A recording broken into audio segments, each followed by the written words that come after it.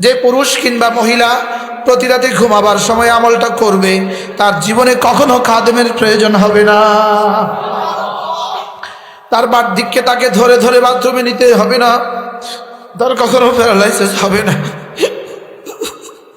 তার মুখে কাউকে লোকমা তুলে দিতে হবে না, সে কখনো স্ট্রোক করে প্যারালাইজড হবে না, বার্ধক্যে তার জামাটি অন্য কেউকে খুলে দিতে হবে না, জীবনে কখনো খাদেমের মোহতাজ হবে না।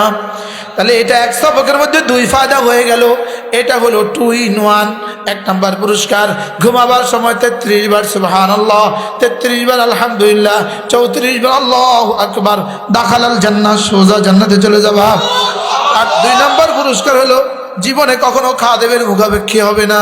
পা ভেঙ্গে তাকে ঘরে বসে থাকতে হবে না, কারণ পা ভাঙলে তো খাদেমের মুখাপেক্ষী হতে হয়, এজন্য তার কখনো হাতও ভাঙবে না। হাত ভাঙলে তো খাদেমের মুখাপেক্ষী হতে হয়। তার চোখ অন্ধ হবে না, সে কখনো পঙ্গু হবে না।